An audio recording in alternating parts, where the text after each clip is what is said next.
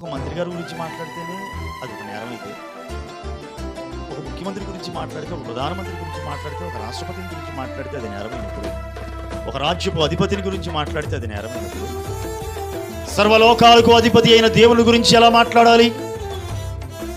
ఆయన గురించి ఎలా పడితే అలా మాట్లాడితే మరి అది నేరము కాకుండా మారిద్దా? దేవుడే చాలా స్పష్టంగా చెబుతూ ఉన్నాడు. మోషే ఏదో అని చెప్పి రాయిలా, ఎవరో మనుషులు రాసింది కాదు, స్వయంగా దేవుడే తన చేతి వ్రేలుతో రాసినటువంటి ఆజ్ఞలు ఈ 10 ఆజ్ఞలు. ఆ 10 ఆజ్ఞలో 3వ ఆజ్ఞ,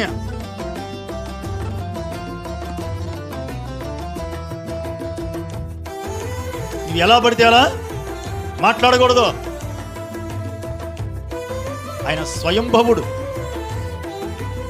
తనకు తానుగా ఉన్నవాడు,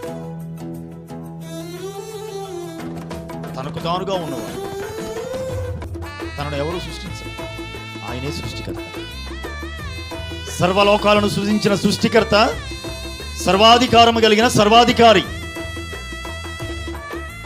ఆయన ఒక శాసనం చేసాడు, నా నామమును మీరు వ్యర్థముగా ఉచ్చరింపకూడదు, అలాగున గనక వ్యర్థముగా ఉచ్చరిస్తే అటు వ్యక్తిని నేను నిర్దోషిగా ఎంచను అని ఒక శాసనం తయారు చేశాడు. ఆయన రాశాడు, శాసనమే. దాన్ని కొట్టేసే అధికారం ఎవరికి లేదు. మనుషుడు చేసిన శాసనాలనే కొట్టేయడానికి కుదరదు కదా. మనుషులు చేసిన శాసనాలనే మేరడానికి వీల్లేదే. మనిషి చేసిన శాసనాలకి అంత పవర్ ఉంటే, అంత శక్తి ఉంటే, మరి దేవుడే చేశాడు ఈ శాసనాలను, వీటికి ఎంత పవర్ ఉండాలి? వీటి విషయంలో మరి ఎంత జాగ్రత్తగా ఉండాలి?